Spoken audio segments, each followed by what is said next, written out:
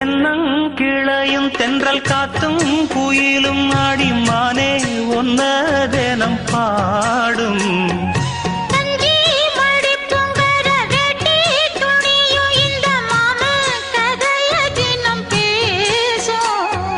பொள்ளாச்சி சந்தையில கொண்டாந்த சிலையில சாயம் இன்னும் விட்டு போகல.